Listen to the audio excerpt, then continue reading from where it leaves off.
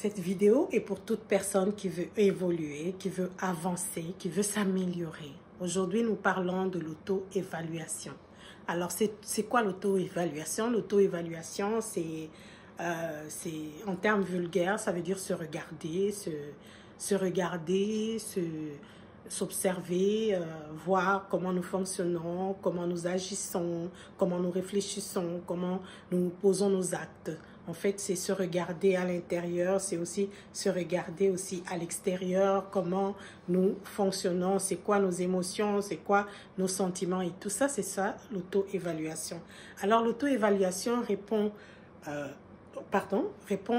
au principe biblique parce qu'il y a un verset qui dit dans 2 Corinthiens 13, verset 5, qui dit « Examinez-vous vous-même pour savoir si vous êtes dans la foi et éprouvez-vous vous-même. » Donc, examinez-vous vous-même pour voir si vous êtes dans la foi et éprouvez-vous vous-même.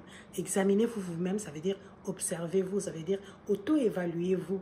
Regardez à l'intérieur de vous pour voir si vous êtes dans la foi. Et souvent, les gens regardent, pour regarder si on est dans la foi, les gens vont regarder, je suis dans la foi, je prie, je fais ça, je fais ça, je fais ça, donc je suis dans la foi. Mais la foi est large, la foi est très large. Même quand tu vas au travail, tous les jours, tu te lèves le matin, tu vas au travail, tu enfreins ton travail. Tu vas au travail parce que tu veux garder ton travail. Il y a l'aspect foi qui est à l'intérieur. Quand tu prends soin de tes enfants, tu les éduques. Il y a la foi qui est à l'intérieur parce que tu veux que tes enfants deviennent des personnes bien. Donc, il y a la foi à l'intérieur. Tu poses des actes, tu fais des efforts pour qu'ils deviennent bien. Il y a la foi à l'intérieur que tu espères qu'un jour tes enfants soient bien. Donc, la foi, elle est large. Elle est dans chaque domaine de notre vie. Donc, la foi est là. Donc, nous regardons cela dans une vision large. Élargissez vos étendards, élargissez votre vision, élargissez votre façon de voir les choses pour voir que la foi, elle est large. Donc, quand la Bible dit de nous observer dans notre foi, c'est nous observer dans notre manière d'être, dans notre façon de fonctionner. Est-ce que c'est clair? Alors, donc, il y a aussi, la foi se fait à 2 niveaux. Comment dire? Non, l'auto-évaluation se fait à 2 niveaux. Tu t'auto-évalues toi-même, tu te regardes. Mais il y a aussi un aspect où tu as besoin de Dieu aussi pour t'aider. Parce qu'il y a des zones d'ombre que tu ne verras pas. Il y a des choses que tu ne vois pas, qui sont inconscients, que tu ne vois pas, que Dieu peut mettre en lumière. Donc, tu as besoin de demander à Dieu de t'aider. N'est-ce pas que parfois, on est avec nos conjoints ou nos amis ou quelqu'un d'autre qui nous disent « Oui, mais toi, il t'arrive de faire ça, ça, ça. » Et puis tu es là « Ah bon? Moi? Ah bon? Ah bon? Ah bon? » Pourquoi ah bon? Parce que tu n'es pas conscient, c'est quelqu'un d'autre qui a mis en lumière certains aspects de ta vie. Donc parfois, on a besoin de d'autres personnes aussi pour nous aider. Alors pour nous auto-évaluer, il y a aussi l'aspect du côté de Dieu où nous avons besoin aussi de dire à Dieu, comme dans la Bible, il dit « Sonde mon cœur au Dieu et regarde si je suis sur une mauvaise voie et ramène-moi sur la voie de l'éternité. » Donc nous avons besoin aussi de demander de l'aide de Dieu pour nous auto-évaluer. Il va m'arriver peut-être, je vais dire, observer ou auto-évaluer. S'il m'arrive de mélanger, c'est le même terme, ça veut dire la même chose. Ne m'en tenez pas rigueur, s'il vous plaît. Alors nous avons besoin aussi, donc de l'aide de Dieu aussi, demander à Dieu de nous aider à voir si nous sommes sur une mauvaise voie et de nous ramener dans la voie de l'éternité.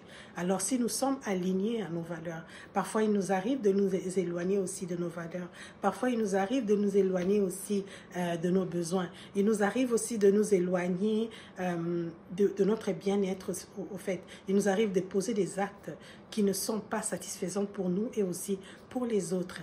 Alors nous avons besoin de revenir sur la voie de l'éternité. C'est pour ça que nous avons besoin de l'auto-évaluation pour nous, n'est-ce pas? Alors, toute personne a la responsabilité de s'améliorer. Toute personne a la responsabilité de devenir une meilleure version d'elle-même. C'est pour ça que nous avons besoin de nous auto-évaluer et ça va nous aider à refléter la sagesse divine. Ça va nous aider à refléter l'amour divin.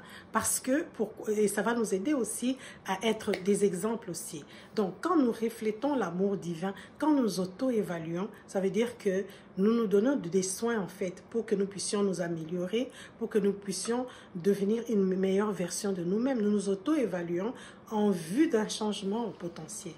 Donc, c'est des soins que nous sommes en train de nous donner et ça c'est nous gagnons en amour de soi. Et quand nous gagnons en amour de soi, inévitablement, cet amour de soi va se refléter aussi sur les autres. Donc, l'auto-évaluation nous aide à développer la sagesse divine, ça nous aide à développer l'amour divin, ça nous aide à être aussi des exemples, à inspirer aussi les autres pour que les autres puissent aussi comme aimer, apprécier ce qu'ils voient de nous et que ça puisse les encourager aussi ou les amener aussi à changer. Alors quand nous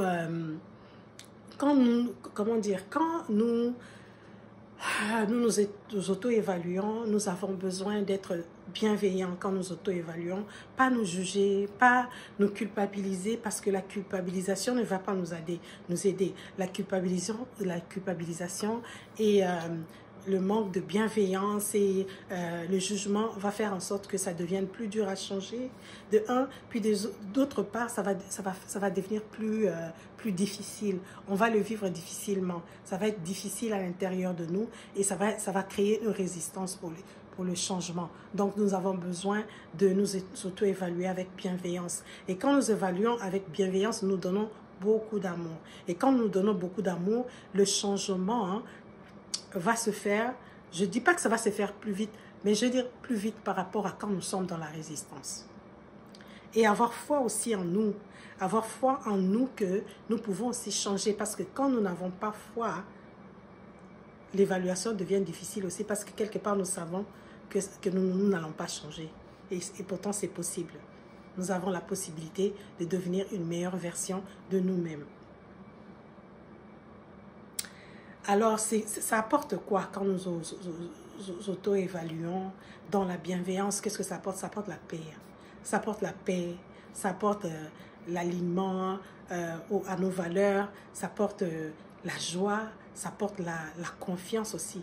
Ça apporte la confiance, pourquoi? Parce que quand nous évaluons et que nous auto-évaluons, que nous réalisons que nous nous connaissons, nous commençons à nous connaître, ça agit sur notre zone de confiance en soi et puis ça nous apporte le bonheur, ça nous apporte tant de bienfaits, ça nous apporte aussi l'amour de soi.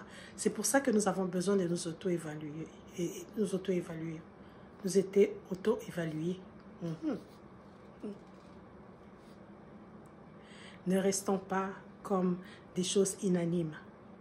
Les choses inanimes ne changent pas, mais l'être humain a la possibilité de se transformer. Et usons cette opportunité qui nous est donnée, l'auto-évaluation, pour pouvoir se transformer, pour pouvoir changer et gagner pour devenir une meilleure version de nous-mêmes. Travaillons à être des exemples dans nos familles, dans la vie de nos enfants, dans la société. C'est pour ça qu'on pourra contribuer à une société meilleure. Alors, je m'arrête là aujourd'hui. Je vous donne beaucoup d'amour et vous dire que le changement est plus que possible. Seulement, tu as en main la possibilité de pouvoir t'auto-évaluer avec bienveillance pour commencer le processus de ton évolution pour devenir une meilleure version de toi-même. Avec tout mon amour. Bisous.